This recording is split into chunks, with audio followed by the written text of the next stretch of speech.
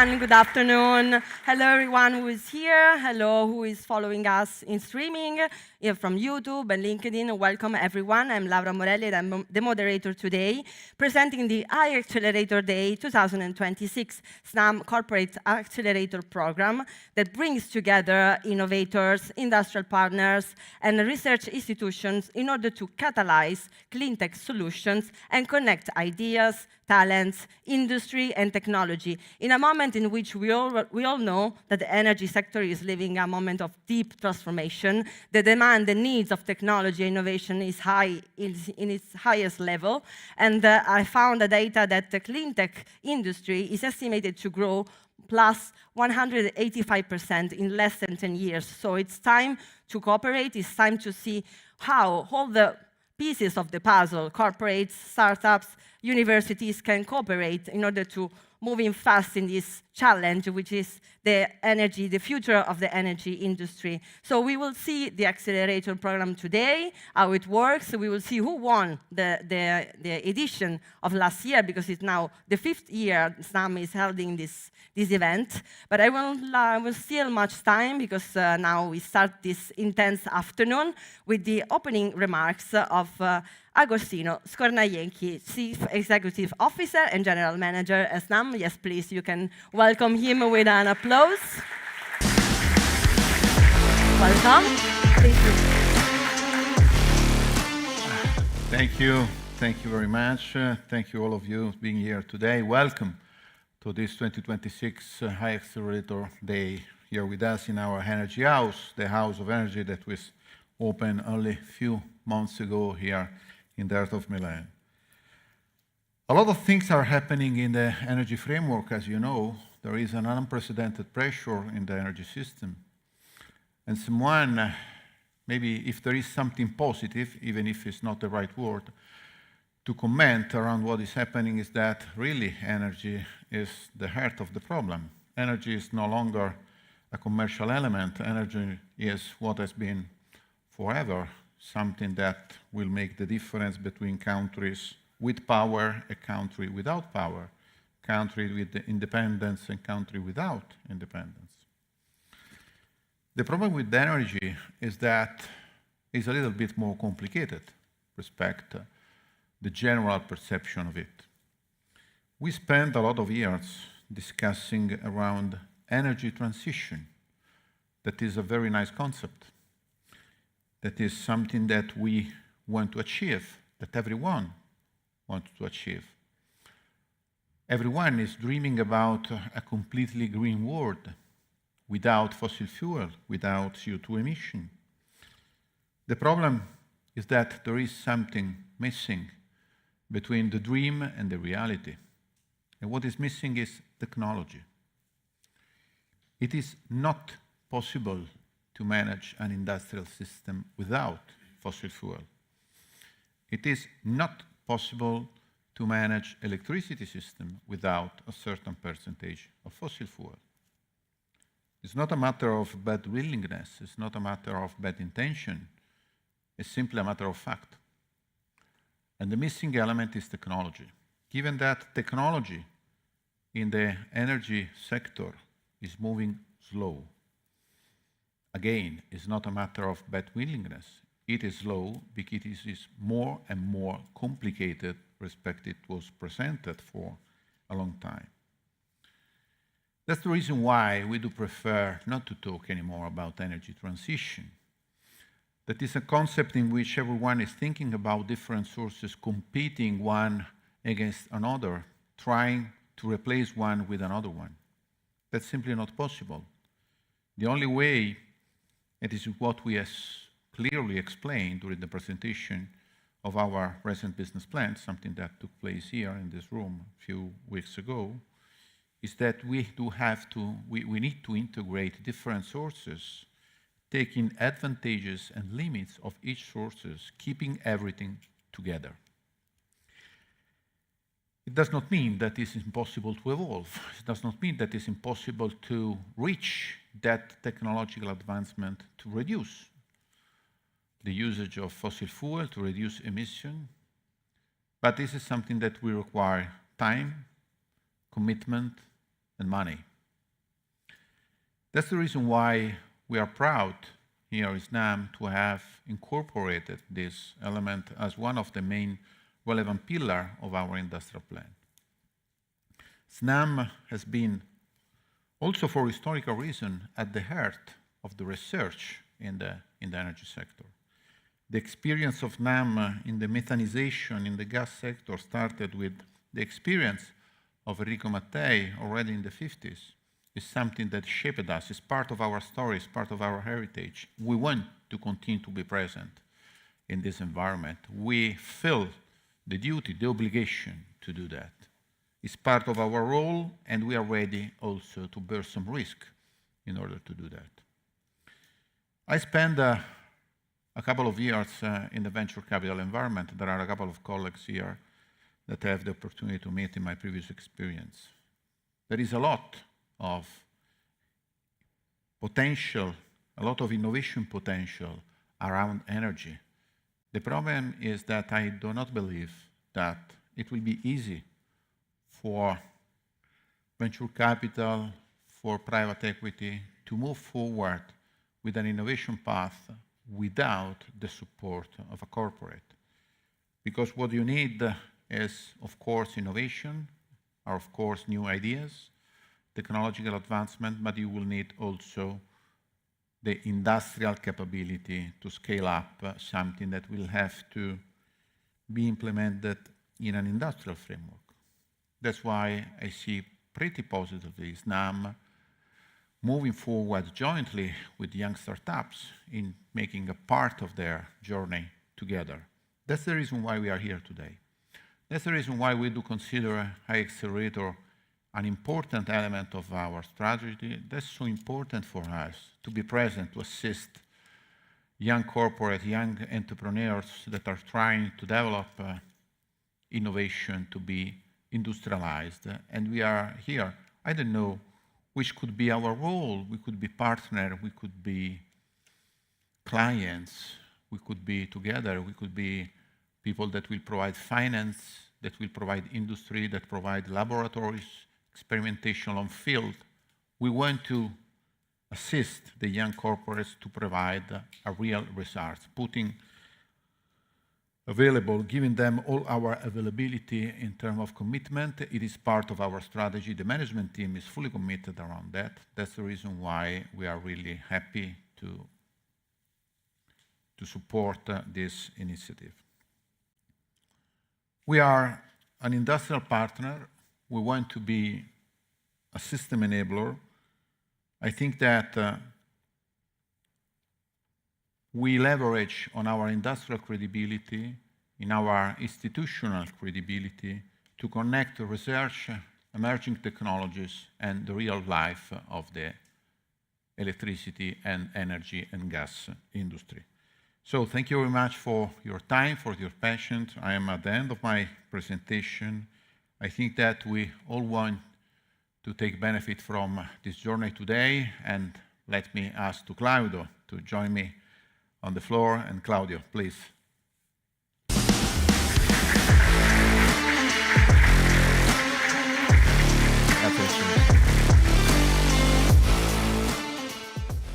Hello, everybody. Thank you, Agostino, for giving us inspiration and insights to warm up and to kick off our afternoon here in our energy house today. It will be an afternoon rich with presentation, with panels, with startups, with you, with most of the innovation ecosystem, the industrial innovation ecosystem. But prior to start with our panels and talks, let me spend a few minutes to illustrate you what's the role of innovation and what's our approach as NAM to innovation, as we recently presented also to investors and markets in our recent 5-year strategic plan, 2026-2030. Hopefully this works. Can we go to the next slide, please? Okay. So what we want to do, 3 things: internal and external research to find new ideas, new IPs, business validation, or I would probably rather say industrial validation, validation on the ground of these ideas and IPs. And third, deployment, scale up, venture building, business development. The key idea behind these three things is that we want to help and we want to enable that missing gap. We want to help to bridge the gap between ideas, between IPs, and between industrialization, real life, real business. Why? Why can we help? How can we help? What we have to offer to bring to the table? Our key distinctive assets. First of all, 26 billion of physical assets. If you want to go into real business, into real industrialization, you need to have iron in the ground, and here we are the biggest TSO, the biggest gas infrastructure operator in Europe. Second, our 85 years of industrial know-how, and here I mean all the know-how spanning from technical know-how, technological know-how, regulatory, commercial, institutional know-how, all that things that you need to have in place to make a business run into the energy industry, into the energy market space. Third, obviously capital. And fourth, the network, which is very well represented here today and from everybody who is connected from home today. We want to focus on three technology classes, the one that you see on the right of the slide. Carbon management, so management of CO2, energy storage and flexibility, and new low carbon molecules, or all of them underpinned by data, AI, and intelligence systems. Let me go a little bit more in detail on these three family of technologies. First of all, CCUS, carbon capture, utilization, and storage. We believe that this is one of the pillars of decarbonization, as this will allow to match the decarbonization target with industrial competitiveness, particularly in largely industrialized countries as Italy. Here, what we want to find is to find any technology all along the value chain, capture, utilization, transportation, storage, which may help in accelerating, in scaling up, in making the things real, in lowering the minimum scale of efficiency. Second, long-duration energy storage technologies. Here we see that the more we will have to integrate into the energy system new energy vectors, new energy sources like renewables or like low carbon gases, the more we will have to have more flexibility, to have more storage, and particularly what we call long duration storage exceeding the day or the week of a cycle. Here we are looking for any sort of solution within any of the technological market space, being it mechanical, chemical, thermal, electrochemical. And finally, hydrogen derivatives, and low carbon molecules. Here we are looking for technologies who can help accelerate and scale up and lower the costs in producing, transforming, purifying, storing and using this sort of molecules. We are here today for making two things.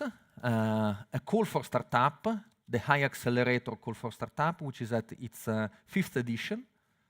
And we will also, let's say, recap a little bit the last edition together with our guests. And we will start up for the first time the Call4Fellows, which is a kind of an innovative program where we want to have researchers, university researchers, helping us to identify very specific technologies who can be in early stage of R&D relevant for our innovation plan, as I said before. All being with the fil rouge that I said before, which is bridging this gap between early stage R&D, between ideas, between university, between research, and real-world industrialization and deployment. I don't want to spoiler more than this, because Matteo now and Pere later on will walk you through the two initiatives and through the panels dedicated to that, when we will see you at the end to wrap up at the end of the afternoon. So please, Matteo.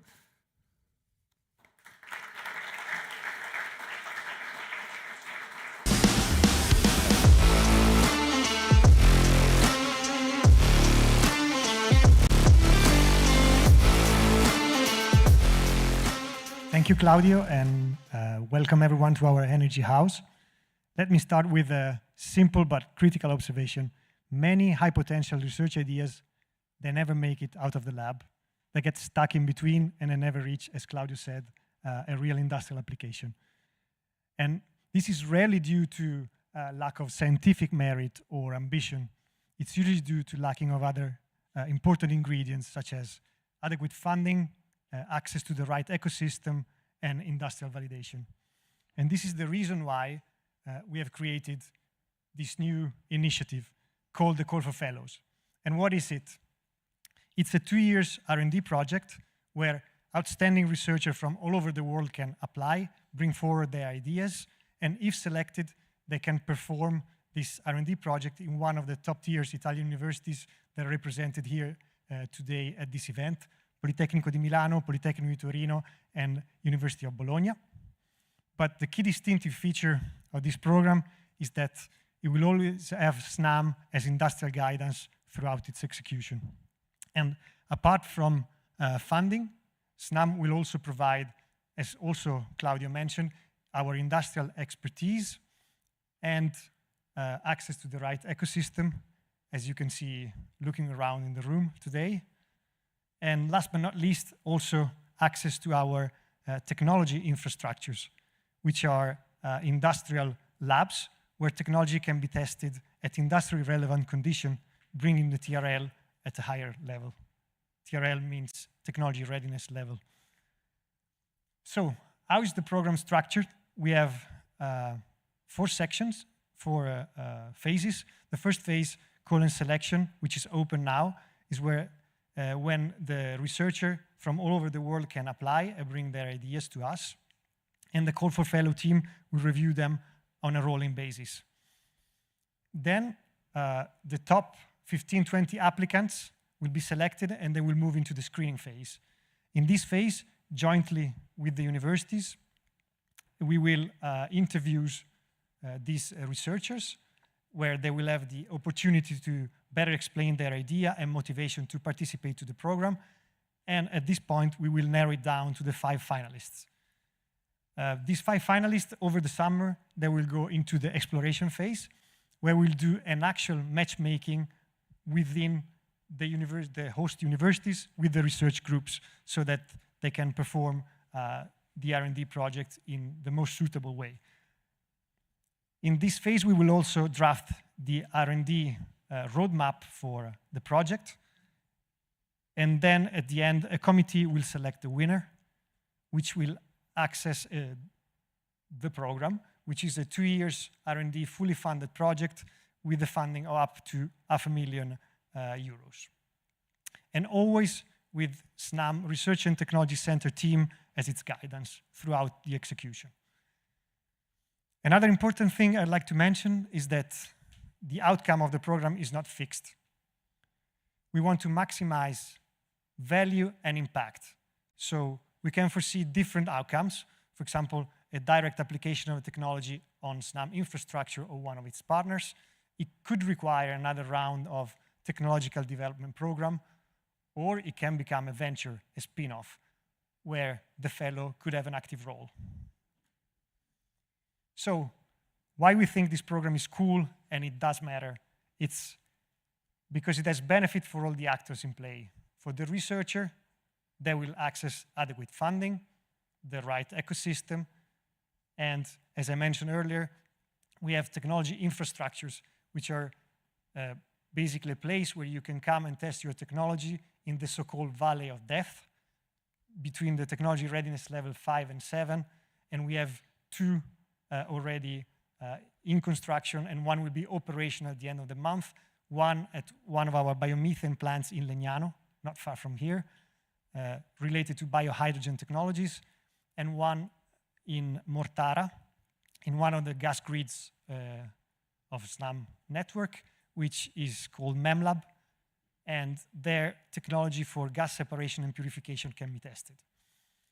Of course, it has also benefit for SNAM. We will access breakthrough innovation from very early stage.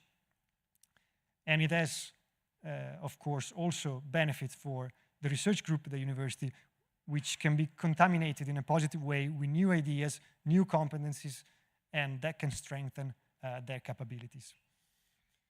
From a broader perspective, we think this can also strengthen the Italian innovation ecosystem by attracting talents for sure, train them with an entrepreneurial mindset from the beginning, and we're confident that this could start a new wave of tech ventures for the Italian ecosystem.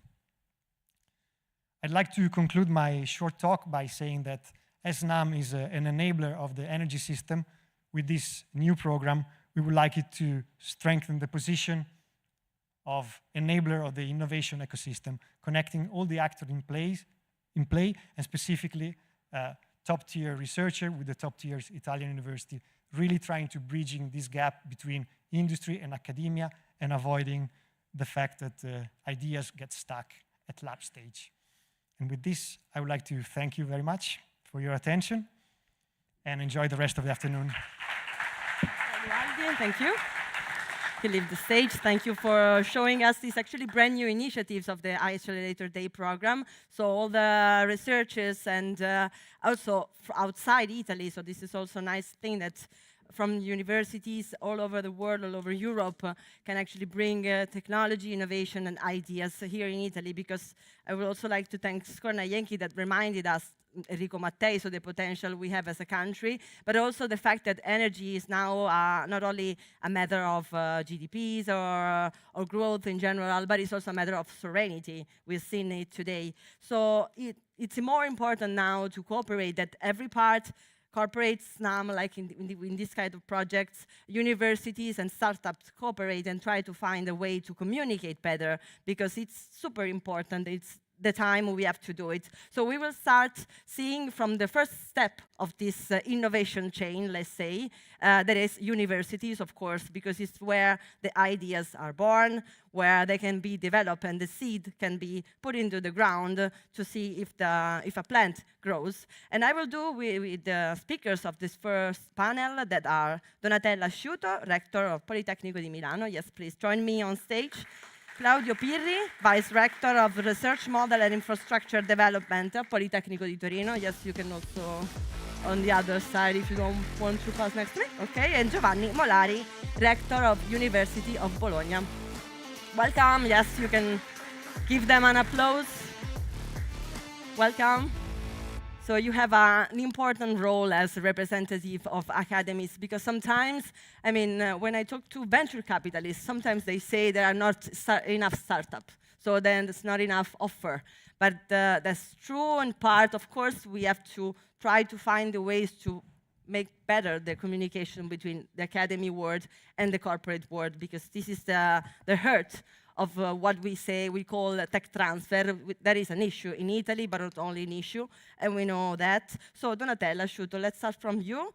What do you think are, first of all, the concrete levers academia and corporate can actually use in order to strengthen Italy's innovation and to close the gap that Farina was saying before between ideas and industry?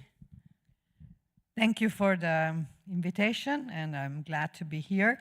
As you know, in Europe and in Italy, we do not have a problem of scientific excellence, but of translation into impact. We see it clearly in the data. Europe generates high-quality research and patents, but only about 1/3 of them are actually exploited commercially. And the EU attracts only around 5% of global venture capital, compared to over 50% in the US. And just 8% of global unicorns are in Europe. So the issue is not ideas, but how do we make it work? First, building innovation, integrated innovation ecosystem. So we need platforms that where university, industry, and startups and investors work together in a structured way, which is not the case today. We have a very fragmented system. And so get over the isolated project where everybody wants his name put there, but it's too small to scale up even as an ecosystem. And initiative like Hyaccelerator can be, of course, one point that can connect with other parts of the ecosystem. Second, strengthening the full innovation pipeline from the idea to the market. Innovation is a process of idea generation, validation, scale up, and market entry. Today, the pipeline is fragmented, and especially when we talk about deep tech, such as clean tech technologies, we need to be able to support and be patient in the investment and in the working of this pipeline. Third, we need to also invest in culture and context. We do not have a culture of entrepreneurship among our students. This is something that is not where they start from, and also researchers. And we need a supportive context in terms of labs, infrastructure, mentors, and funding. And finally, focusing on deep tech with a collaborative approach.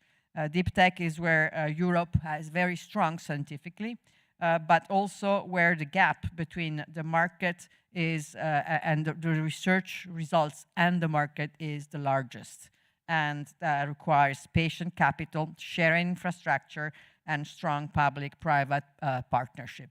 So these, I think, are the levers that we need to put in action. If you could choose one, what would be? The last one. Yeah. Why? So because this is something I've seen in the past years, even at Politecnico, it's very difficult for our researcher which have ideas, who wants to be entrepreneur, who try to do their startup, then to be able to test and validate their ideas, because deep tech is expensive and usually the initial funding is very small, and it does not allow to do this scaling up of TRL that is necessary. The other fact is that we have also an issue that most of the researchers do get their idea is their baby. So they do not consider, and sometimes they do not consider the market. So there must be also this kind of shifting in terms of culture. Yeah, thank you very much. That's interesting. Yeah, actually, sometimes they need infrastructure they don't have in order to prove and test the technology. So that's why, Mr. Pirri, we have a corporate representative here. So what do you think industry should do to facilitate this process and to leverage on what we have been saying before? I think we can add to the idea of a colleague from Politecnico Milano is to think that in Italy there is a low number of shared infrastructure with public and private alignment, which is quite a complementary what you are saying. That is to say that what is necessary are joint lab focused on high TRL, 5, 7. That is to say, place where the researcher can test their idea. So what we need is mainly integrated infrastructure where researcher coming from university, but also coming from the private sector, can put down their idea in a true prototype. And so what is necessary are big labs and funding to do that, and then move them to prototype which are close to the industrial application. Another necessity is integrated program across university, corporate, and startup. That is to say, to create platform where we can combine research and industry. Sometimes it's quite separate the phase of basic research or applied research, which is developed in the lab inside university or center of research, and what is happening inside the industry. Is not working the idea that in the university we have a lot of idea and then the company can select some of them and to move to industrial prototype to TRL. And so what is necessary are a higher integration between university, center of research, and company, and to have access to the industrial assets in order to be able to test the idea, the prototype, or coming from labs inside the university in the real world of the application. And then it's very important the ecosystem. What the university have to do is to become coordinator of the ecosystem. We are not only knowledge generation, is not enough. We have to align with a company in order to make a coordination in how to move from the idea to an application and to the real world, which is possible to use in the market. So I think that the point is to create an ecosystem of infrastructure, institution, industry, and competence which are completely aligned each other. So better communication, you mean? So it's to communicate, not to behave like we are isolated, not a corporate, not a startup, not an idea or project, not a university, but try to share more. Because something, I mean, with the PNRR, you know better than me that it forced some university to cooperate between others. And sometimes also not easy between universities. So it's a change of mindset, isn't it? Yeah, it's not easy from both sides, because what they say is it is necessary to work together. And sometimes there are barriers, both from university side, but also from industrial side, because when I say in industry, I don't say one industry, but an ecosystem of industry. Yes, also because it's a chain, so it has to be a pathway through innovation from academic to corporates. Yeah, thank you very much. Mr. Molari, so what do you think is the main bottlenecks of this process? Because there are problems, we've seen it, but if you could choose one or two from where we should start, what do you think will they be? Good morning to everyone. Thank you very much for the invitation. It is really important for me to discuss together about these subjects. But in my opinion, there is one main goal, is to start to co-design from the beginning of the idea and not in the middle or at the end, because it's important to work together from the beginning of the idea. We have adopted two main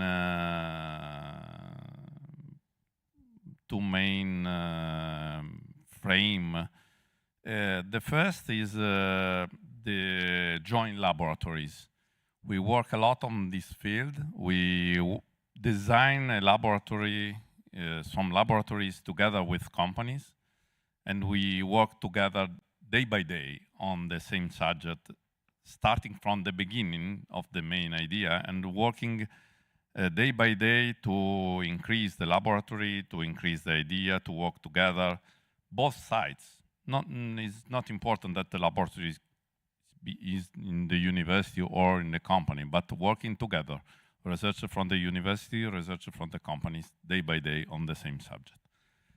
The second idea is to increase industrial PhD. During recovery plan projects, the possibility to increase PhD positions together with company has been reinforced, and I think that is really important for all of us, because PhD students are sort of seeds of innovation in both sides, and the possibility to have some person that work in the university, in the company, all the day for 3 years is a good way to reinforce the connections. After the recovery plan, the PhD, the industrial PhD, has not been more supported, but we need to support them, because in my opinion are really important for us, for all the system, because it's also an opportunity to try to reduce, to align the timelines of both sectors, because universities and companies usually have different timelines in the development of ideas. Then the possibility to have in both sides industrial PhDs, but also in the working together, we need to align the timelines. And This how? is I mean, working together. Working Because, together. yes, to try to understand that company need to be more supported with respect to the university, in respect timeline more longer, and the university needs to reduce the timelines to produce results useful for companies. Yes. That is the yeah, and align on interest, of course. Yeah, yes. and then focusing on the technologies that actually help and that are useful for the industry. So I mean, it's also like from the top to the research. Yes, sure. Both sides, starting from the bottom with PhD students, but also with laboratories, common laboratories, and follow this line to increase day by day in the agreement, in the development, in the work together. Thank you very much. Well, this is the best occasion in order to favorite the relationship and the talking between the universities and academia world, and the corporate. Thank you very much to Giovanni Molari, Candido Pirri, and Donatella Asciutto. Yes, I ask you lead the stage so we can move further. We can applaud them. Thank you very much.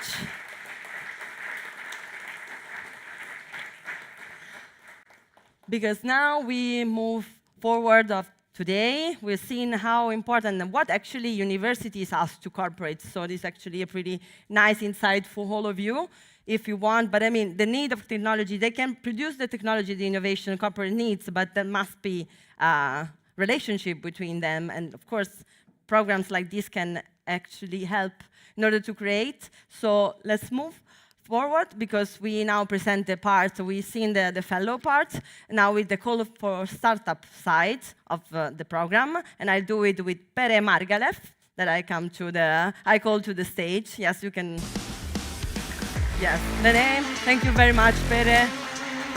Applause for him. Thank you. Welcome. Thanks, Laura. Good afternoon, everyone. Thank you, and welcome for coming to our new building. Thank you for coming to the Energy House. My name is Pere Margalev. I am the director of the SNAM Research and Technology Center, and today I'm going to introduce you the Hyaccelerator edition of 2026. Before we do that, though, I would like to walk you through the journey of the Hyaccelerator, because I think it's very important to understand why are we doing the things we're doing today in the way we're doing them. So we started in 2022. That was the first edition.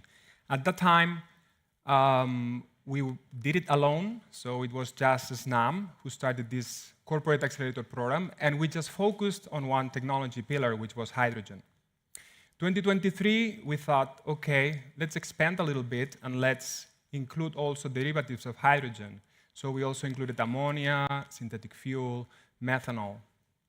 Then in 2024, we thought, okay, this is nice, but what if instead of doing this alone, we can include new partners and we can offer more value to the startups? Because yes, as SNAM, we're a big part of the value chain, but if there are other companies that can benefit from these startups, clearly we could add the value to the startups. And that's when we invited the SNAM affiliated companies, in addition to the NORA. Then in 2025, we went a little bit ballistic and we thought, okay, now let's invite other TSOs from Europe, so startups will have access to other markets other than Italy. And that's when we invited actually major TSOs like Enagas, Natran, Teréga, and Gazuni. Also, the affiliated companies from SNAM and the NORA, obviously. So the ecosystem was already growing.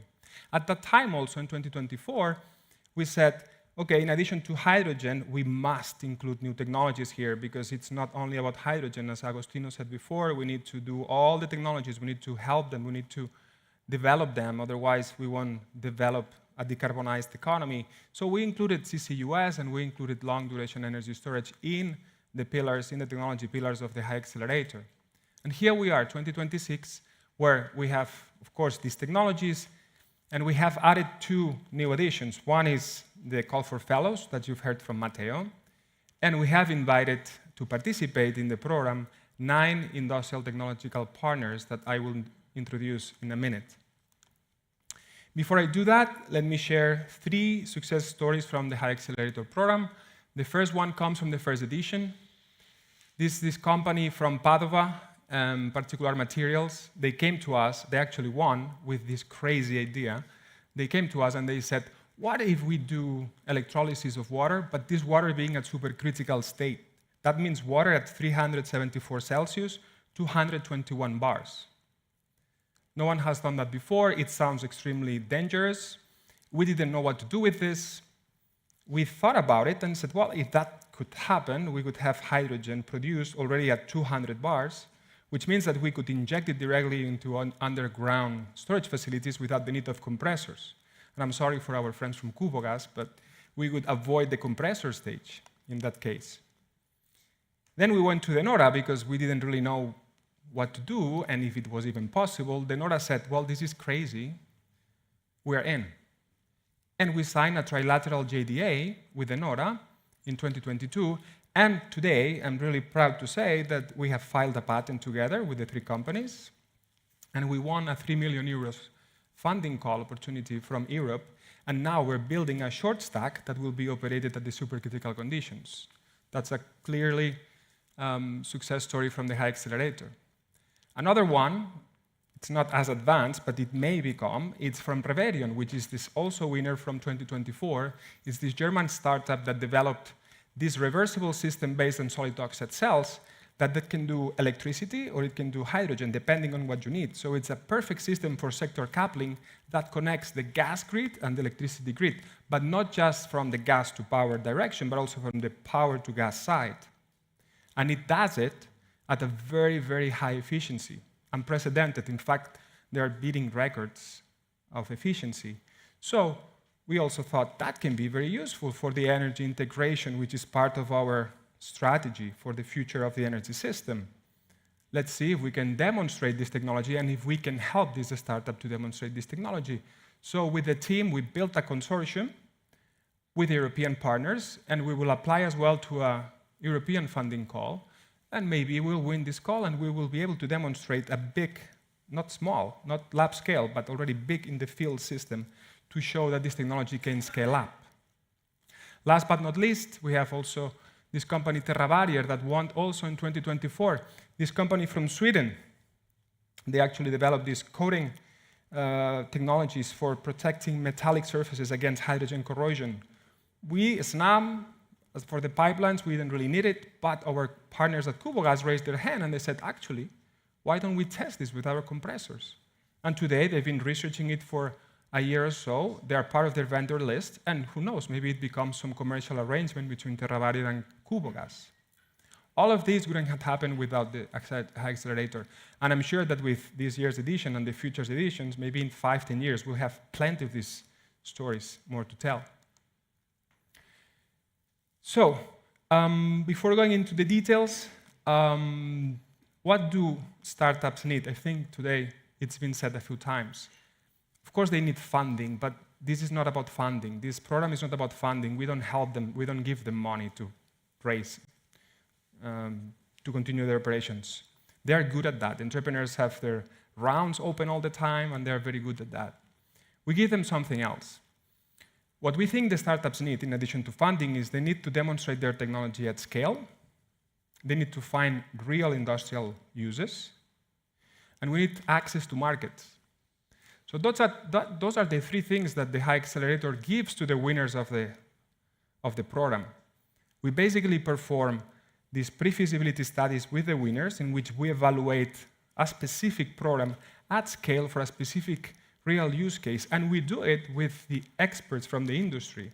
So these experts, when they evaluate their ideas, their technologies, their systems, they can tell them, guys, this is very nice on the paper, this is good in the lab, it may be very efficient, but the industry doesn't really need this. Maybe we can go in this direction, and this technology can be used for that.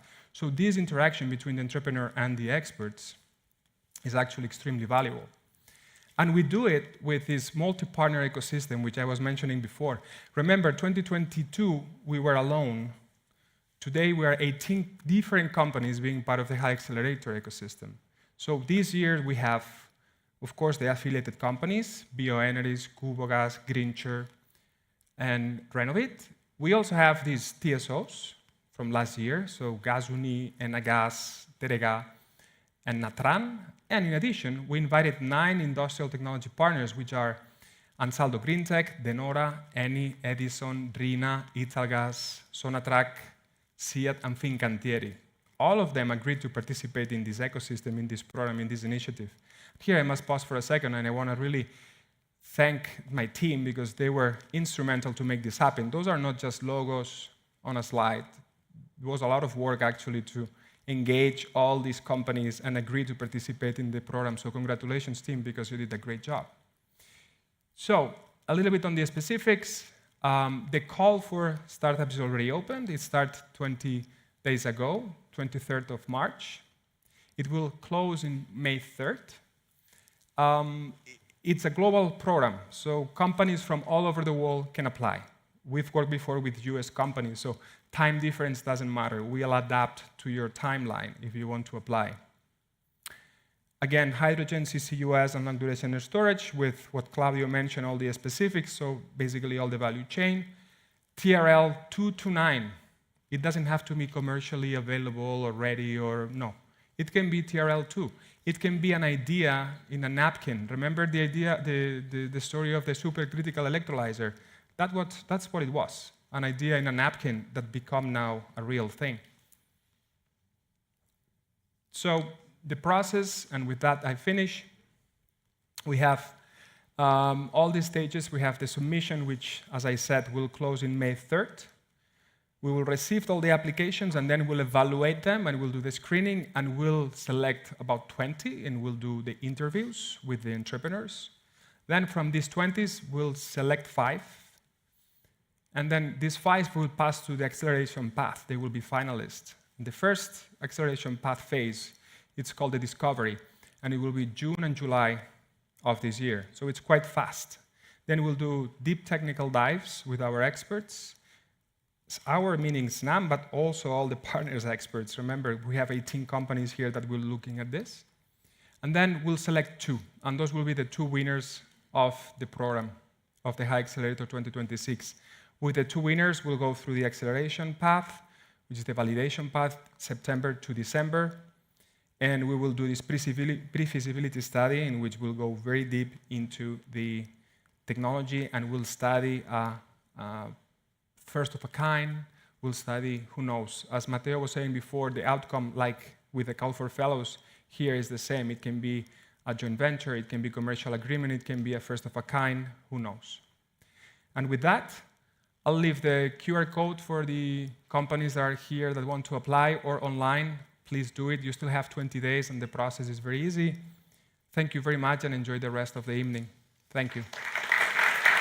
Thank you, Fede. Thank you, Fede Margalef, Director Research and Technology Center. Thank you for showing us the success stories that actually can explain better than 1,000 words what an innovation chain should work. And actually, it's interesting to see that your program created what we were saying before, an ecosystem. So when you hire 18 corporates among all the most important corporates in the energy and utility sector in Italy, that is the ecosystem, and that's how it should work. Industry representatives will be now with me in this second and the third panel of the day. We will explore from technology, as we've seen, from universities to industrial reality and what it takes to scale. And I will talk about this with the speakers of the second panel that I asked to come up from that side. Mauro Moretto, Engineering and Product Industrialization Director at Ansaldo Greentech. You can do an applause, of course, don't be shy. Filippo Ronzani, Innovation and Open Innovation Manager at Denora. Yes, call you in the right order so the names are aligned. Tommaso Coppola, Head of Cruise Product Development at Fincantieri, and Marco Luccioli, Open Innovation Hub Executive Director at Rina Consulting. Here you are. Welcome, all of you. So we heard a lot of information. We heard the views from the academies. And I would like to start with Mauro Moretto. Welcome, because, I mean, you're part of the project. You decided to be part of the project. What is your experience as a corporate with startups. So what the process we have been seeing now looks like in Ansaldo Green Tech. What is your experience from everything we said till now? Okay, yeah, thank you. Let's see if I can turn on the microphone. Yeah, can you hear me? Yes. Okay, thank you for, first of all, for the invitation to Ansaldo Green Tech to this session. I'm very glad to spend these hours together to reflect about, our crazy innovation, environment for, the energy sector. Regarding Ansaldo Green Tech, and I'd like to emphasize the characteristics of the main development programs we usually build, especially for those complex programs. We are coming and we are trying to leverage the experience of the legacy of decades of complex turbomachinery development. And we try to transfer, in this case, especially in the case of Ansaldo Green Tech, in a new, technical environment that is, from turbomachinery to membrane-driven electrolysis systems. This is what we are trying to do in our program. What we learned and what we try to structure around in a program like that is that scaling a technology to a product industrial reality is not only a matter of, scaling hardware, is just, scaling certainty. Certainty means providing, results with a de-risking approach at every stage of the program. You have to apply, you have to take into consideration a kind of obsession for validation. This, in our experience, what it brings results, what it really makes a difference from, a technology so low TRL to higher TRL. Regarding the startups, we work, actually, I have to admit, we don't have, another reason to be here is to have a kind of educational path, how to, see how to deal and to improve the consideration, how to relate with startups. We have two examples and two kinds. In one kind, we integrated the technology of the startup in a kind of plug-in way into our product idea. And this with particular attention with the phase of the qualification of the product and the moment it is integrated into our, component structure. This is one typical case. We are relatively satisfied with that.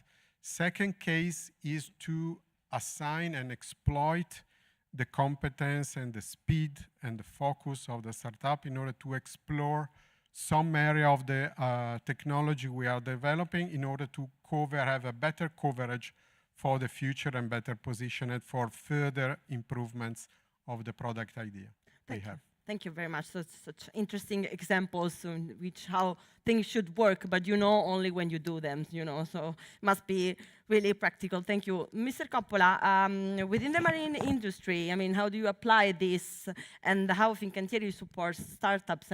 Also considering what we heard till now. Yes, thank you. Thank you. I am very happy Maybe a bit closer. to stay here. Fincantieri supports startups in the maritime industry by acting as a technological integrator and strategic partner, using its open innovation model to scale technologies related to decarbonization, energy storage, and biofuel. I think that there are a lot of ways I will try to synthesize them. The first of all is the access to expertise and resources. Fincantieri can provide technical expertise to its engineering teams to help startups refine their technologies, design solutions, and address engineering challenges. Also with the R&D collaboration, I think. The second way regards the pilot project and testing. I remember that Fincantieri built the first ship that have on board hydrogen, the Zeus ship that you know, and it was the first ship that used the hydrogen for the propulsion system. As a third way regards the network, I think that Fincantieri's extensive network within the maritime sector can help connect with potential suppliers and other industrial stakeholders. Also, we can sharing knowledge and workshop with the training, organizing workshops and training section on industry, best practice regulators, market trends, and these permit startups to navigate the maritime landscape effectively. Last but not least, the sustainability initiative. I think that it is important that Fincantieri can help align startups' missions with its own sustainability initiative. A shared vision for decarbonization and technology advanced in the maritime industry. In conclusion, by using expertise, resources, and network, Fincantieri can significantly engage the startup in the accelerator program. Thank you very much. Yes, I mean, the role of a big corporate should be like this, with the network, with the possibilities, and also the chance he has to invest in technology. So it's really important, and we've seen that it's crucial if we want to grow and innovate as a country. Thank you very much. Mr. Ronzani, De Nora, same question. I mean, we've seen how startups need infrastructure, need a place to validate their technology, and need an umbrella if they want to scale really. But on the other side, so what you as an industry can do in this environment, and on the other side, what do you need from a startup? Because some of them, we know, they're researchers, they're engineering, they didn't study to become managers. So sometimes this is also a problem. So as a corporate, what do you look for in a startup? Thank you for inviting us, and thank you for the question. So De Nora has high interest in basically all the areas of focus of the Hyaccelerator, so we're really happy to be partner of this program. And we are already at De Nora working with startups, and we have created programs to engage with them. Fun fact, we have a program similar to the Hyaccelerating structure that will be launched this week. So sorry for the timing, we did not know the dates beforehand, I promise. So we really believe that working with startups is crucial for the success of the company, but of the entire ecosystem and of the planet in general, not only from a corporate level. In general, what we can provide the startups with, and I think the example of particular materials and the EU-funded project that was mentioned before is a good example of a success story, is technical know-how, but also a global footprint. We can provide a validation place for many technologies. We have manufacturing and commercial facilities all around the world, even though we're not a huge multinational company. We can work with technical validation, prototyping, engineering, and so we might not jump on every crazy idea like the supercritical water electrolysis, but we are eager to learn from the startups what they have in mind and how we can work together to make it work. It's a dialogue that needs to happen, and I appreciate being part of a broader ecosystem to make it work. In terms of what we would like the startups to be better at is basically marketing. They're very good at ideas, at technology, good at finding money, but a technology is nothing unless you put it into something that can lead to impact, that can work, that can be marketable and in the end make money. I think this is a little bit of what's missing on the startup side, as well as in the corporate side. What's missing is this love for ideas. We tend to focus on how could not work instead of trying to find ways to make things work. I think this is an effort that we could make on the corporate side to make things better. But I think that things are moving in the right direction. So maybe in Italy we're a little slow compared to the US or other countries, but I'm seeing, I'm very optimistic for the future. You are. That's, Yes. that's a good message. I mean, we need so. But I mean, this example shows that if we really want to, we can make this relationship, corporates, universities, and stuff are really productive. But you have to be open also, maybe having the right person, isn't it, both in the corporates and in the startups. Thank you very much. Marco Luccioli, so same question for Rina Consulting. You're a service corporate, so it's different. So what does it change for a corporate like you, the relationship with startups, and how it is important to have people who are really open, because big corporates has the problem that we always have done this like this. So to change, yes, maybe we do it, but we have to see, we have to check, I don't know. So maybe trying to find a person, the right team that has this openness also can be useful. Thank you. First of all, I just want to thank SNAM and the organizing committee for having me here today on this speech. Some time ago, my daughter wanted to challenge me, and she asked, "Dad, why did they put you on innovation at your age?" I said, "Geez, okay." Then I found the answer, and the answer sounds like, well, because innovation is not a matter of age, it's a mindset. And in RINA, we wanted to embrace that mindset a few years ago and started speaking and doing innovation in an open way. So what happened is that since we are a company that provides services and don't make any product, we wanted to address innovation inside our services in an open way. That means not only organic growth for deepening and enlarging our portfolio, but also inviting startups, industries, suppliers, customers, and partners in general to contribute to the knowledge and to share the knowledge with us, so that in a mutual advantage, this kind of relationship would have brought fruits. And this is what is happening now. In 2025, we launched our first Call4Startup. We are working with 3 startups that won this challenge.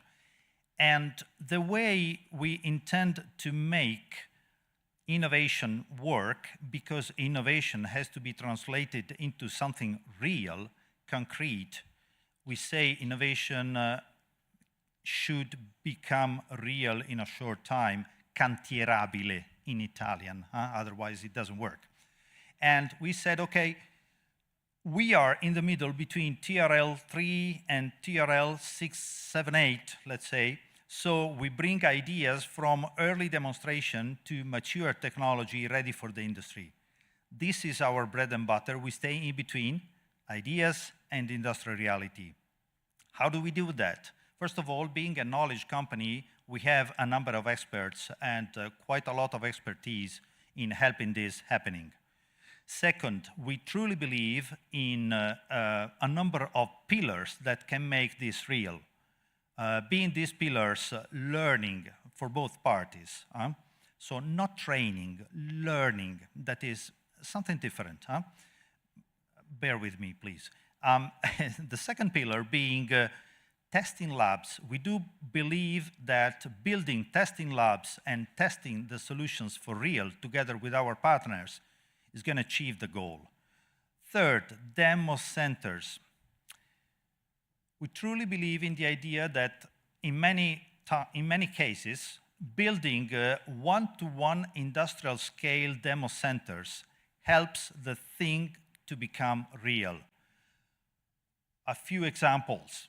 Sensors that are applied to recognize the quality of the pasta. Yes, the pasta we eat on a daily basis are controlled 50% of the cases by sensors and software developed by IRINA, tested in our laboratories with real testing labs on the true things. Aprilia MotoGP is another known contract we have. It's public, so I can mention that. And we are helping them with testing labs and demos to improve their motorbike performance. And apparently, it's working pretty well.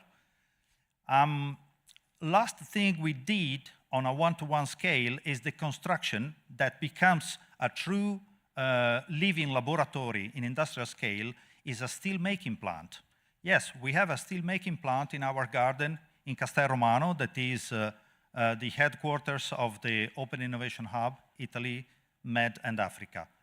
And with this steel plant, one-to-one, we want to open a lab for those who want to contribute in the study and in the success of innovation technologies all across the steel production value chain.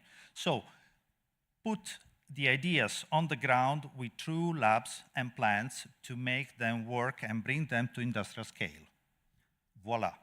Yeah, it's the giving the infrastructure and ask them what you want. If a corporate knows what you want, then it's easier because you know which technology you need, and then you go and ask for the real technology you need. Thank you very much. Last question, since we have 5 minutes, so a quick one, like a telegraphic one for all of you. If you could tell us a challenge or issue or lesson learned from your experience we should focus on. If you could change one of the problems we have in this relationship, innovation world, the corporates, industry, what would be and why?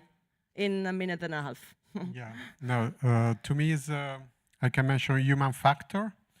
So this is also can be a learning lesson for startups. Bringing larger teams to results in a complex development environment. You also have to inspire resilience and adaptation to failures, because when failures are unexpected, better if you plan in this validation obsession. You can even, push yourself to try to imagine kind of contingency plans. But, besides that, this fact and handling the human factor, overall the program is one of the important points I would like to mention here. Thank you very much. Mr. Coppola. Very, very short. I think that there are some key areas where expertise is beneficial, I think. Proficiency, regulatory knowledge, business acumen, adaptability, project, technical collaboration, sustainability focus, and digital technology. Very short. Yeah, thank you. That's a lot of things, actually. But they depend to the human factor as well. If there's the will, then we can do everything. Yes, please, Mr. Ronzani.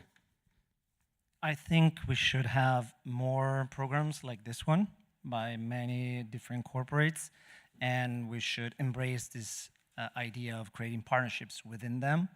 I think a great challenge we have, and I think in Italy we're very good at this, is lawyers. I hope not to offend anybody here in the audience, but when Pere was mentioning the hard work his team made to create these partnerships, it took probably 8 months to sign the partnership agreement between De Nora and Snam. Snam is a shareholder of De Nora. We have collaborated in the past. We're not direct competitors, so there is no reason why it took so long.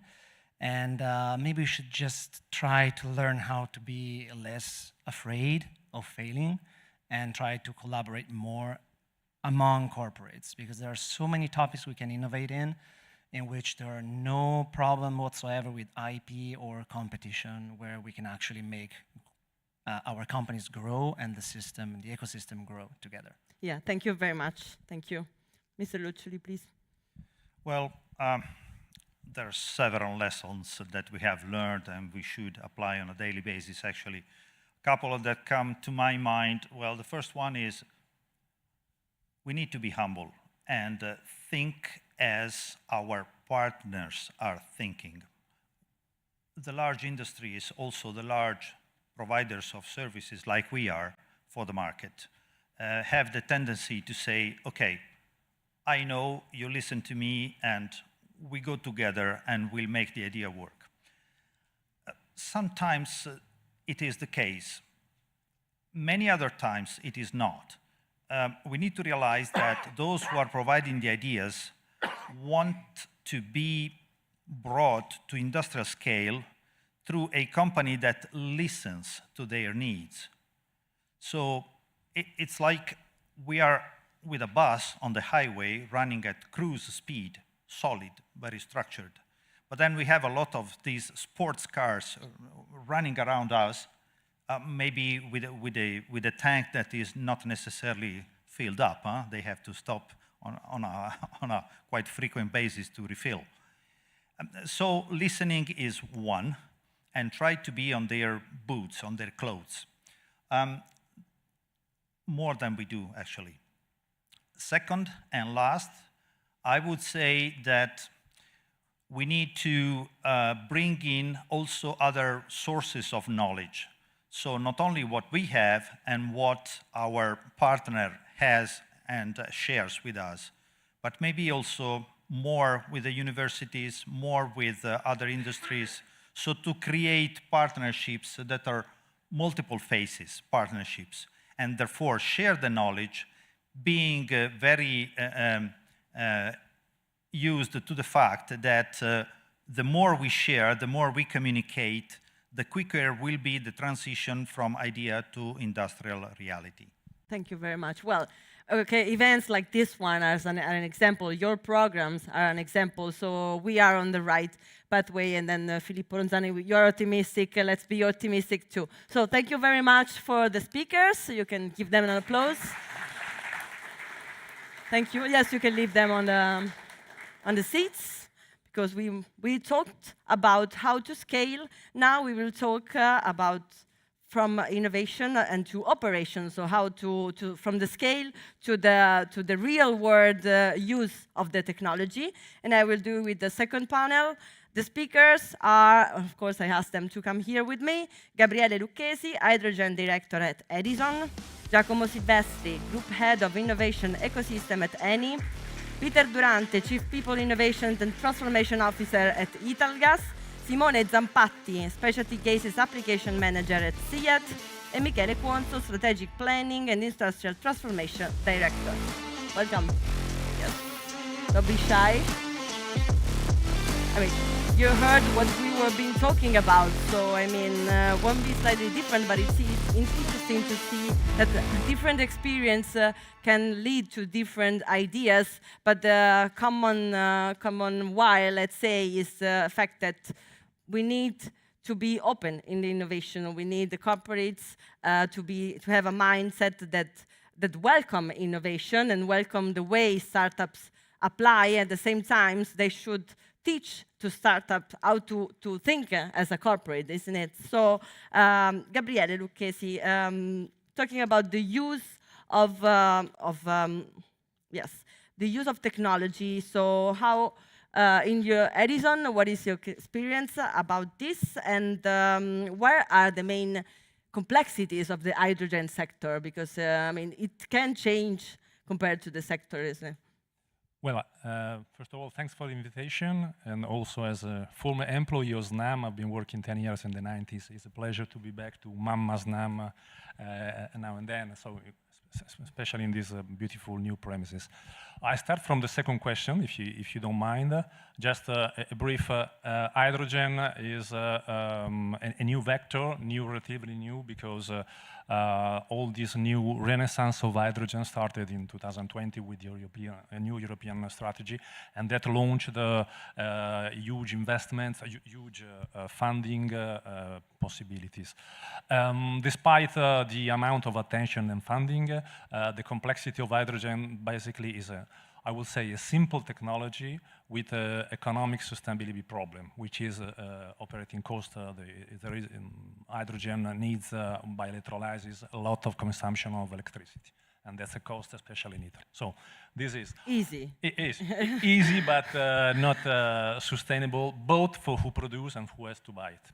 From the point of view of this new technology, let's say that hydrogen is a typical example of the attitude of Edison towards innovation.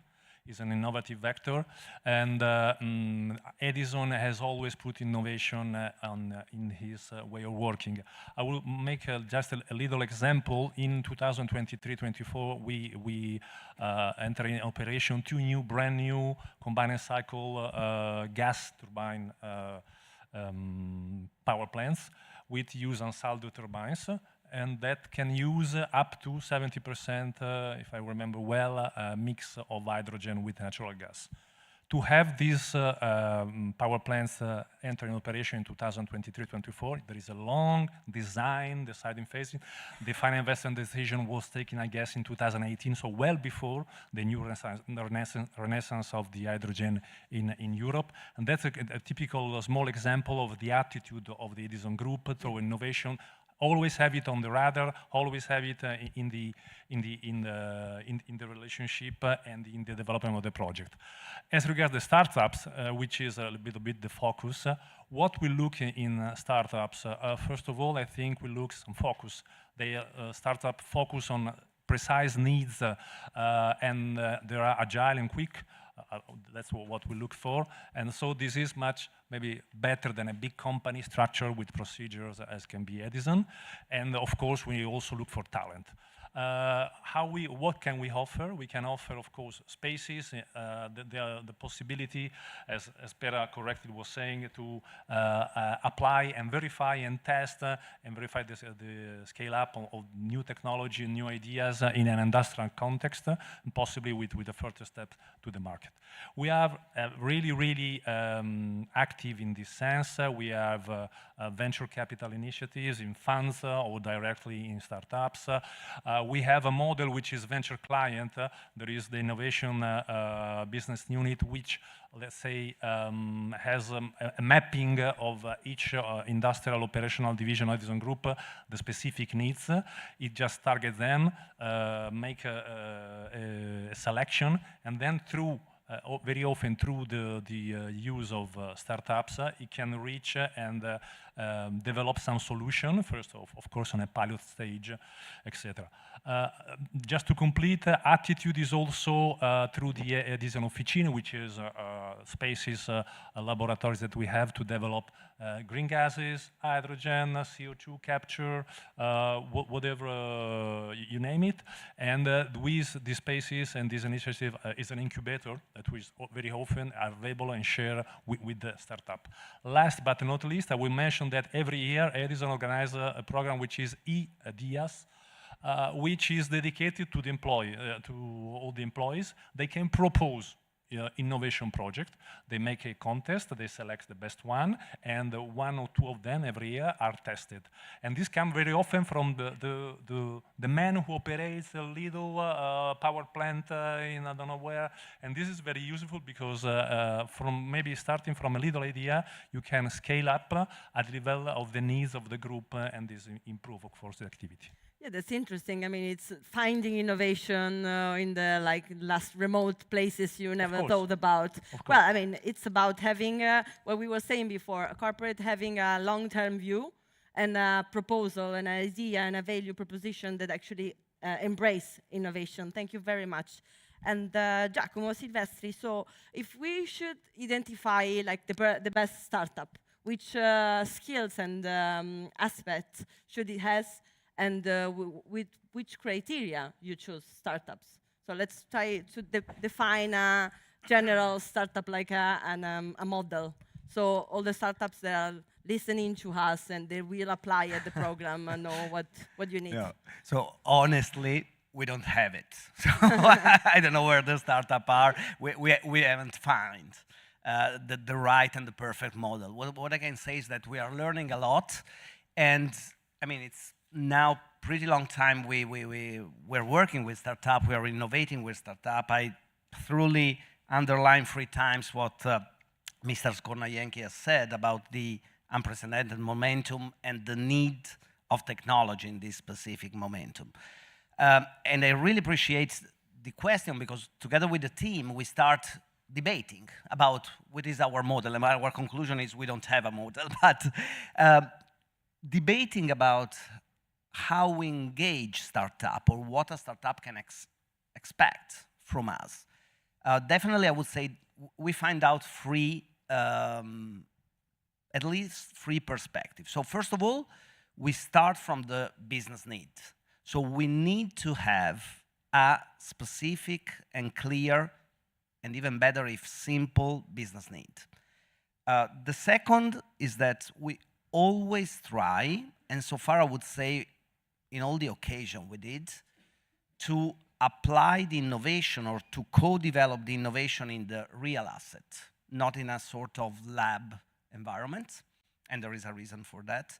And third, we try to build a long-lasting relationship. So for us, the goal is not to find a simple, innovative solution to a specific need. That could happen, but we try to wear the glasses in terms of long-lasting relationship and scaling up the solution. And so what startup can expect from us? Definitely something real, put in a real, that answer to a real need, and definitely always a business case behind and a value behind if we are successful, not always we are. Real environment, and working in real environment, especially an environment like the one we have, I think it helps also startup to growth because they have to face sometimes data that are not enough or not coming. They face HSC problems, I would say. Yeah. That we were saying they before. face, I mean, routine, operational routine, and so on. And then, if everything works, we stay hand by hand with a startup until they scale up with us. And to do that, we all know that sometimes working, I mean, the work between a startup and a corporate could be not easy sometimes. And I mean, a big corporate is not sometimes not an easy or simple environment. What we do and what we establish is a single point of contact. So we have a team dedicated, or specifically a person dedicated to the project, to the startup, and this person stays with the startup for the entire life cycle. So we helped startup with the custom procedure in Iraq, I remember. We helped startup to face our procurement topic. We helped startup to solve some cybersecurity aspect in working with us, and so on and so forth. So what we can guarantee is that they will be never alone, and we will work together. Well, thank you very much. Well, I mean, the relationship should be useful, otherwise, useless. So to make the startups and the chance to grow and to prove their technology is fundamental. Thank you very much. Mr. Durante, so we talk about the human factor, how it's important, and I mean, how, in which sense it can make the difference? Do you have also examples on what it has been a problem, the human factor, and when on the opposite side it has been an enhancement of the project?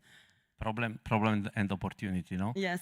That's a bit strange that in Italgas, as you were mentioning before, this innovation function is in the same umbrella of people and transportation, no? That's why the reason why is that we strongly believe that what we are doing today, and I want to thank SNAM for this opportunity, we are creating something that in Italy is very poor, no? That is the infrastructure, that is to start and to be together, no? As an accelerator. What we have done in the past is working on the internal side. So what we have done, since the beginning, we have created this, we have worked on our leadership model. So innovation is one of the three axes of the company. So whoever is now in Italgas knows that the three axes are excellence, that is an homage, if you want, to the gas that for 200 has been the history of this company. People, because without people we cannot do anything. Now more than in the past, now that we are in the AI period, I'm optimistic as the friend in the Nora, that in the future without, let me say, people, we cannot achieve what we want to achieve. But the third axis is innovation. So basically in our leadership model, we have prepared the humus, the infrastructure, to have all the startup working well with us. That means that we accept failure, because innovation is accepting failure, that we are rewarding curiosity, that we are rewarding all the colleagues. We do something like Gabriele was saying in Edison, a call for action to all the 7,000 people that we have. This has created an infrastructure that is given to us today. Out of 2,000 startups that we have in our umbrella, 15%, a little bit more than 300, have arrived to a status where we can try to understand if they deserve or not to go into a POC. And the number of the POC is much, much less, so it's just 1.5%. So more than 30 companies, startups, are working with us actively out of the 2,000 at the beginning, you know. And this goes with the culture that we have created in the company. So I strongly believe that apart from the infrastructure, apart from what we are talking today, where Italy is really poor compared to a lot of other countries, we need to work internally, because we are a big company, as Giacomo was saying. So can you imagine a startup? I always say, you know, if a startup is working well with one of our procurement office, there is something wrong. There is something wrong, because the speed is completely different. So we need to adapt our internal infrastructure and accept what they do, but without business, without accepting mistakes, without, let me say, emphasizing that curiosity could be a value for a company, you cannot achieve numbers like this. So we started years ago, and only when we got a company that is fully digitized, as we are today, we said, okay, next step is to go strong with accepting new form of collaboration. And you know that not only, not only startup are innovation, no? Innovation is not only startup. So it's a mindset that you have to create, to do and go ahead. In this kind of accelerator, carbon capture for us is the real challenge, where we are really interested, because out of the 2,000 and the 30 final POC that we have at the moment, there we are a little bit more poor. Thank you very much. Well, yes, indeed, innovation is a mindset, and it has to come from different sides. So it's a way you think about the future of your company, not only something that you have to do because the environment or the market requires it. Thank you very much. Mr. Zampatti, so safety in testing is often underestimated by researchers or people from academia. So how should startup manage safety in testing, and how can a corporate help in doing so? That's a very relevant question, I believe, because safety is often where the gap between research and the industry really emerges, appears more evident.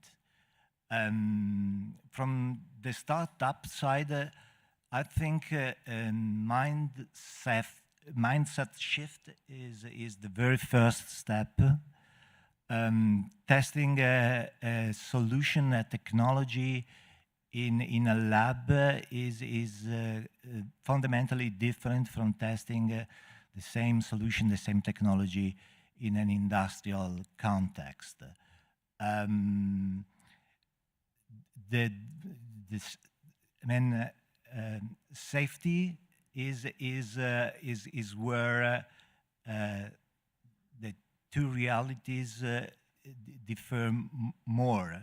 Safety cannot be treated as something to be addressed later on. It's something that has to be embedded, has to be designed into the technology from the very beginning.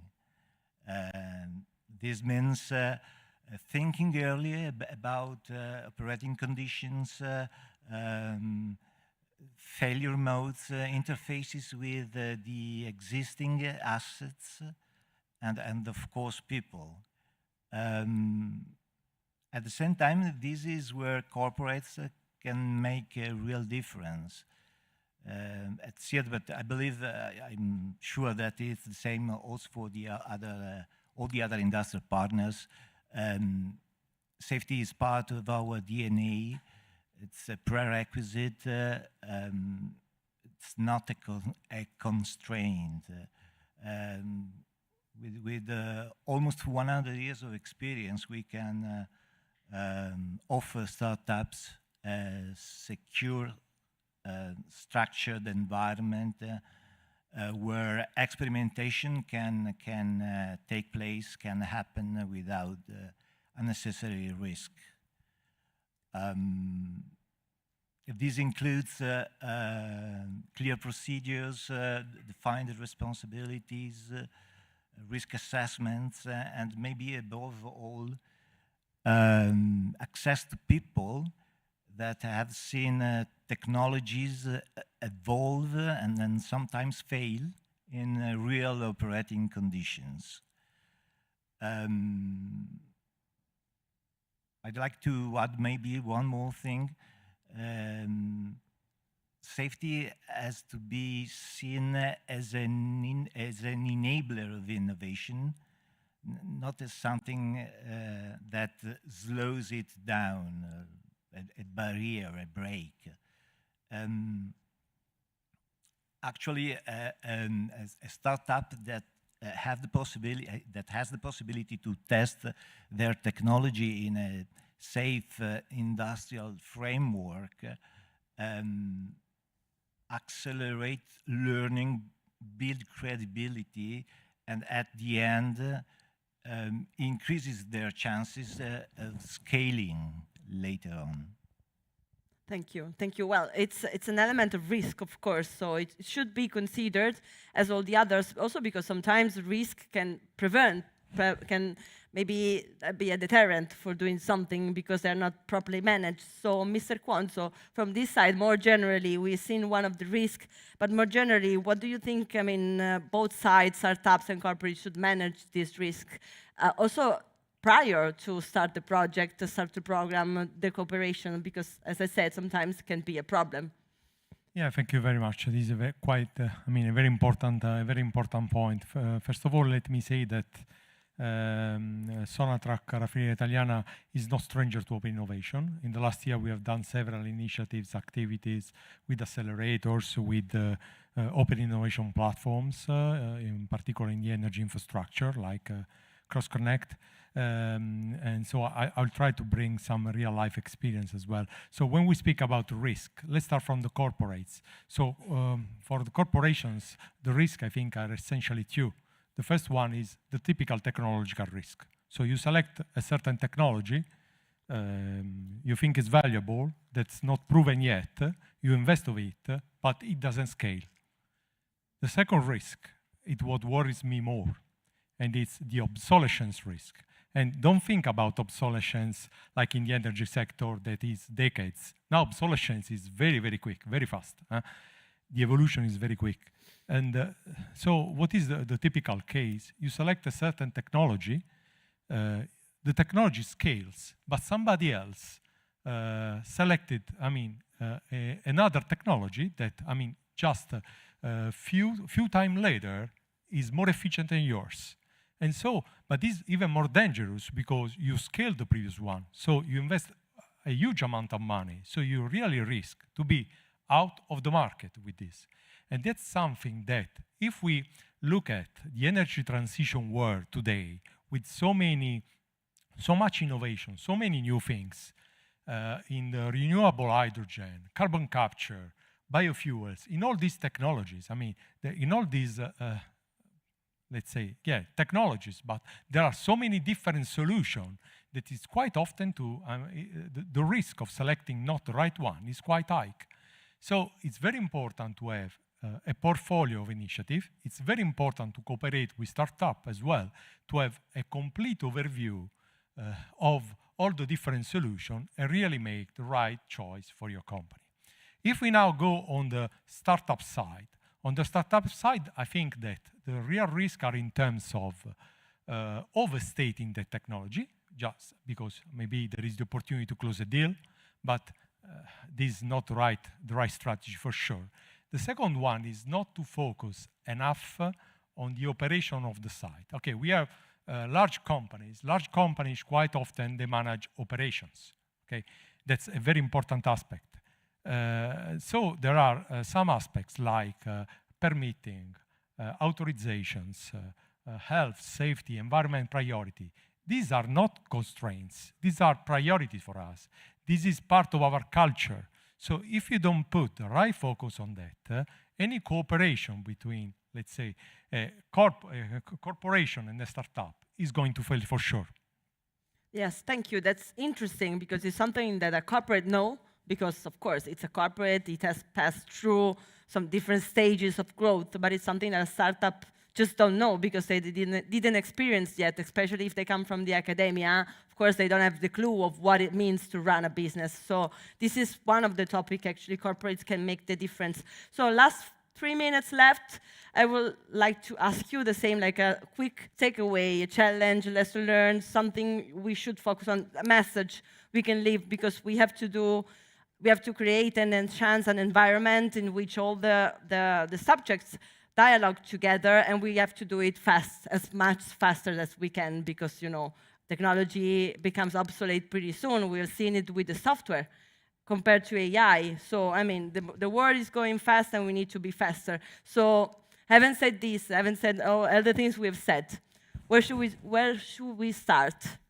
Yes, please, Silvestri, let's go in the flow. As I was saying before, what comes to my mind, I would say simplicity. So try to be simple on both sides. Try to focus on one single specific problem and put in a midterm partnership mindset. Thank you. Please. I will confirm focus on the real business cases, concrete needs of the enterprise. Sometimes I perceive the idea of selling innovation just to say you're making innovation. Why a corporate group has specific needs that must be addressed, but it's quite easy to find the convergence on that. Yes, that technology is beautiful, but it has to be useful. It is. So we do not have to fall in love for the technology solution that we have adopted, because the risk and the speed of technology is much higher than our sense of love for it. So we can have something better in the market, even if we are convinced that we have the solution. And second, I would say that is more internal, if you wanted the company, the adoption. So if you have the adoption, means that the solution is the right one, because people tend to do something that they really need. So you are on the right track. Thank you very much. We really hope to find ambition to go beyond pilots, and also kind of openness to be challenged by industrial reality. Yeah, I would say probably cultural contamination, in the sense that, of course, corporations are quite vertical, quite structured, and that's good, but of course, with a lot of focus on optimization rather than innovation, in particular at the beginning. While startups are very flat, they are very quick, very fast. So that's the starting point for the innovation process, okay, according to me. So that's something that the corporation can learn from the startup. And I think on the other side, startup can learn all the environment, understanding of the environment, of the priorities, of, let's say, all the aspects, also of the structure in terms of organization of a bigger company. So I think this cross-cultural contamination could be really a huge opportunity for that. It both. really helps to open minds and create new mindsets. Well, thank you very much. A lot of insightful thoughts and experiences. Thank you very much. Grazie. And the very last moment of the day, but still important moment, because we see who are the 2 startup finalists from the last year edition, the Net Zero Revolution 2025 program. We will hear today pitches, and then we will see who won the project of the last year. So we have real examples of innovation and startups presenting. So yes, almost ready. So I will call the first startup, which is IT Technologies, with Eric Bene, co-founder and CEO. Yes, of course, an applause for your 5 minutes. 5-minute speech. Yes, please, you can come. Okay. Thank you very much. I'm Henrik Vene. I'm a chemical engineer by training. Actually didn't come from a university except for for 20 years ago. So I've been working in the corporate world for most of the last 24 years, with mainly with hydrogen technologies, post-production and consumption of hydrogen. And with heat technologies, we are trying to do something really ambitious. We're trying to transform how industrial hydrogen is made. So we want to do something which is better than the best solution today for heavy industry. So we're trying to beat natural gas-based hydrogen, essentially. So how can we do that? We're doing two new things. First of all, we're using new energy sources that are emerging. A lot of things are happening in the field of process heat production today. We have in the nuclear field, SMR reactors are evolving to produce, they can produce process heat directly. We also have within concentrated solar power, you can have high temperature process heat coming from the sun. And this heat is what we are focusing on to transform that into hydrogen in a low cost, efficient way. So we're working with a process that has been known for quite some time, called the copper chlorine cycle, which is a water splitting cycle. It has never been industrialized so far, for two main reasons as we see it. First of all, natural gas has been abundant and readily available. That is changing a little bit now, as we heard in the introduction. Energy availability is becoming increasingly critical, and you can be blackmailed if you don't have energy available. So that is changing on the natural gas side. Another thing that is changing is, of course, the focus on low carbon technologies. You want to reduce your carbon footprint. And the third reason why this process was never commercialized is because there are a couple of technical challenges that remain. And what we have found is a solution to overcome one of these specific challenges. Where this brings us with this process is that we can, if you have a heat source, you will be able to produce hydrogen with double the efficiency compared to water-based electrolysis. So that brings us actually all the way down to, if you listen to the people that are working on the SMRs today, what their cost projections are, that will bring us down to a cost level between 2 and 3 euros per kilogram. And we have spoken to some nuclear developers, and they actually confirmed they have looked at this process, and they see the same potential in this, but there are these technical issues that still needs to be solved, and we have the solution to that. So in terms of where we are standing right now, we have, you can say, essentially two big challenges that SNAM has helped us to move forward on. One of them is obviously testing these type of technologies is expensive and takes time. So through this program, we have gained access to Politecnico de Torino's labs, where we're doing some early scale testing. And the other thing is that this process obviously relies on the nuclear technologies to scale, and that was one of the things we learned when SNAM started introducing us to investors. This is one of the weaknesses of this process. You're relying on the SMRs. So now we have gained a lot of, you could say, additional network in this aspect. So throughout this program that we have been through, we started, I think we applied about a year ago now. So we went through this initial process where SNAM helped us out with discovering the strengths and the weaknesses of the technology.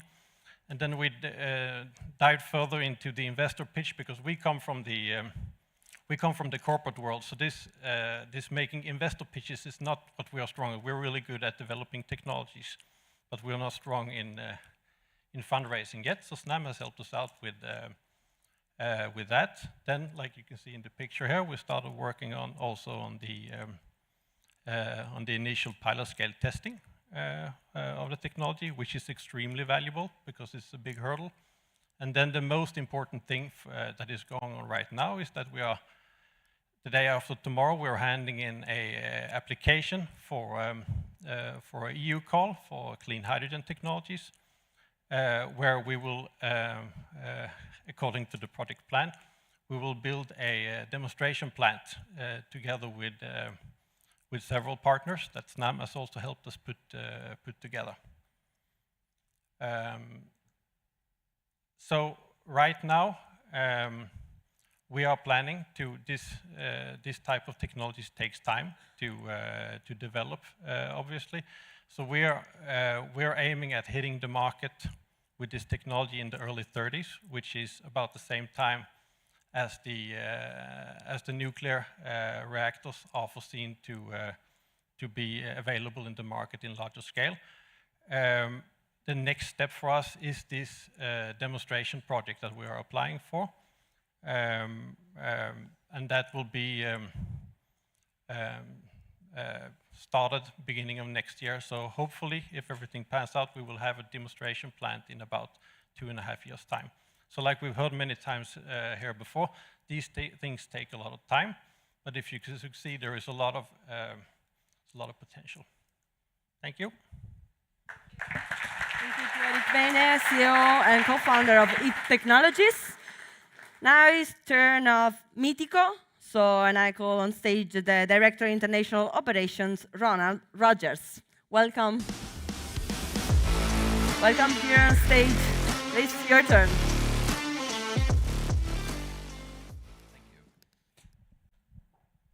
Not on. As you've heard today from our opening remarks and throughout the speakers today, the energy demand is increasing greatly.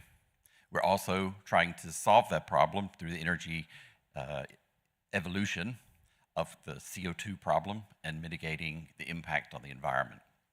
So that's what has spurred Mitico into action to try and develop a solution for carbon capture. It started at Caltech originally, and we have developed a solid potassium carbonate solution that absorbs the CO2 directly from the flue gas at port source.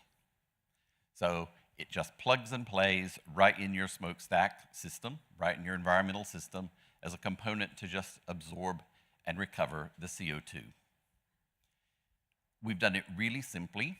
As you can see in the diagram, it is just a temperature swing adsorption process.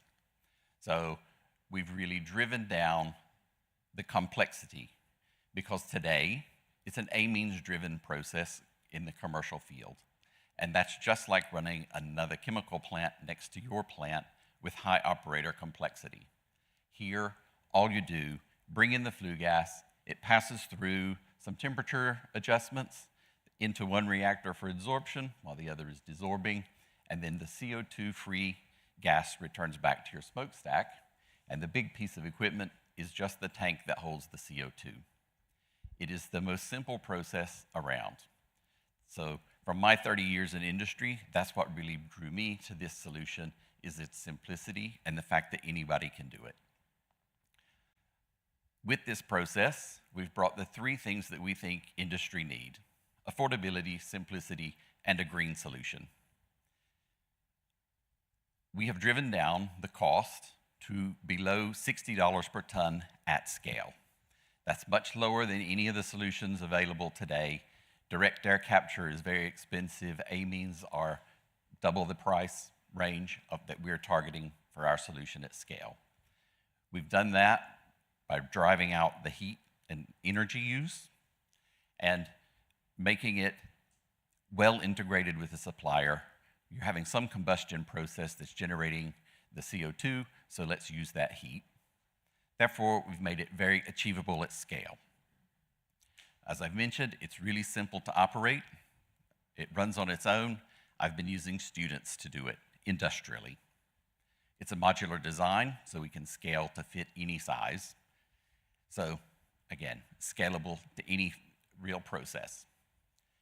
We're using an earth-abundant material, so that means it's low impact.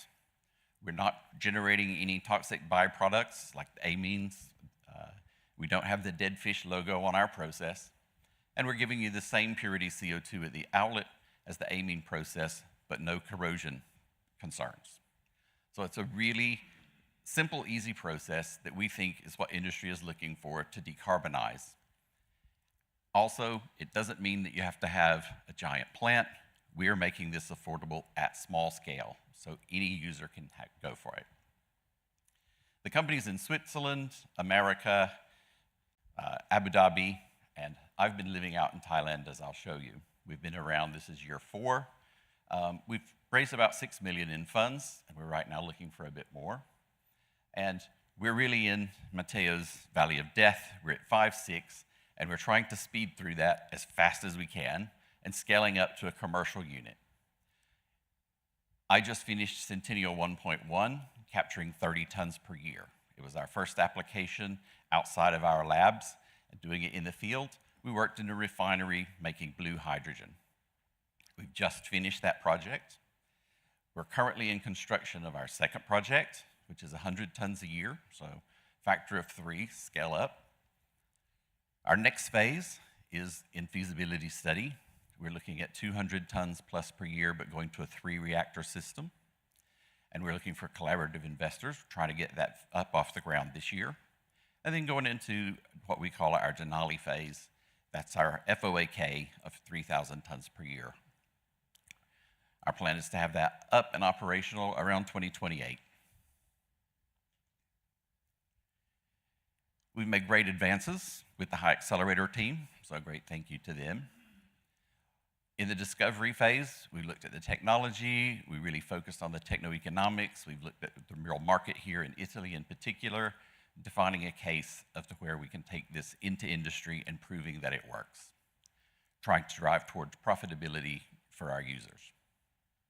In phase 2, we did the feasibility study with an engineering firm, proving that Centennial 3.0 can heat integrate and be a success.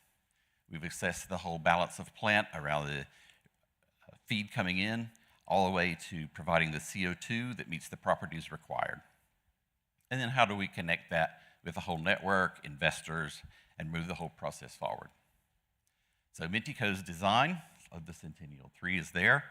We're really trying to look at how we can take that forward with SNAM and find a location that it will fit in the network.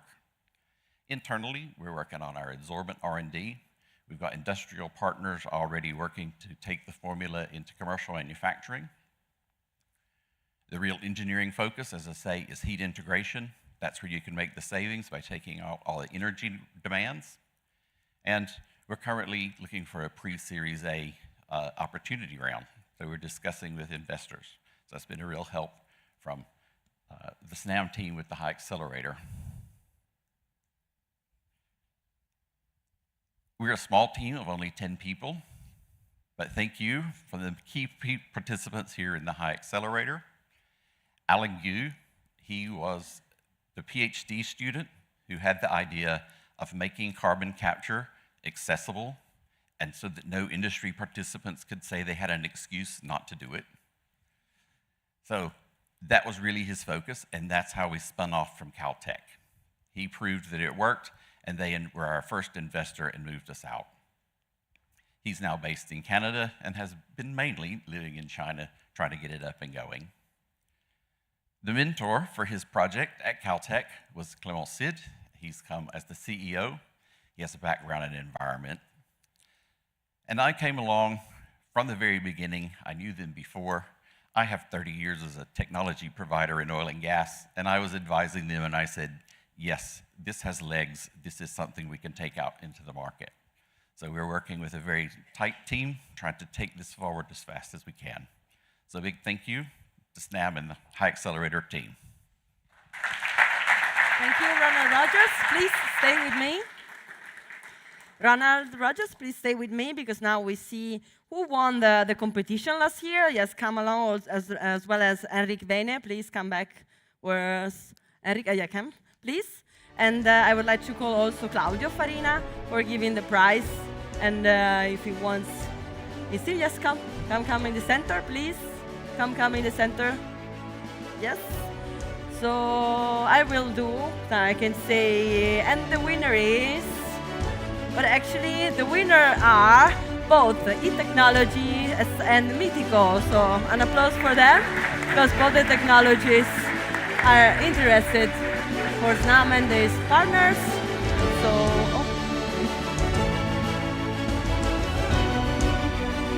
the award moment, the prize, the recognition.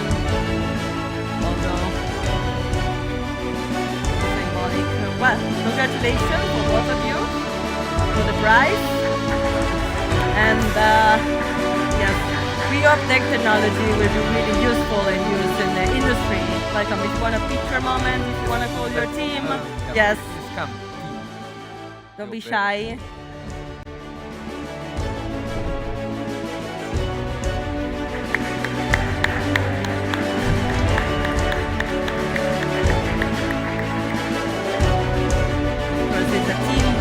It's a people work, and we see how the human factor was really important also in the corporates, in order to create such occasions of connection and cultural contamination.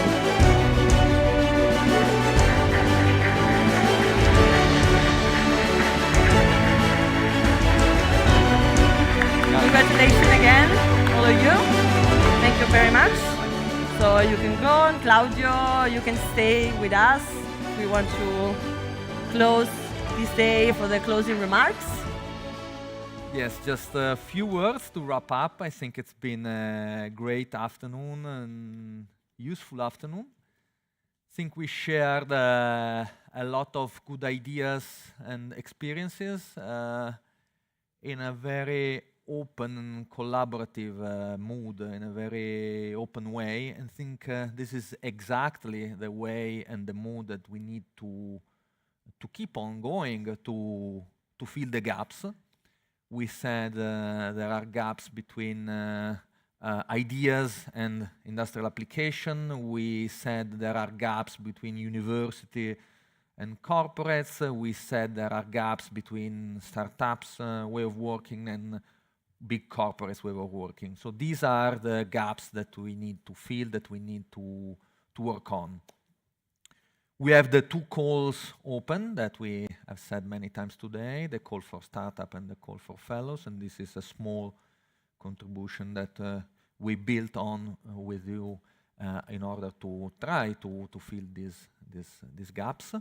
And again, we are happy and open to provide our experience, our technological know-how, our assets, our technology test beds to help filling these gaps. So now it's up to us. Let's act, let's apply, and let's play this game together. Thank you. Now, so last moment, just to say thank you all, and I hope we'll see next year to see who won the 26th competition, which technologies we will bring to our corporates. And then I want to thank all the people who listened to the event from streaming, from YouTube, from LinkedIn. Of course, there's a QR code somewhere in the LinkedIn page, so all the startups and the researchers can apply. And for who is here, thank you as well. And we have now a networking cocktail just outside the room. So thank you very much again, and hope to see you next year.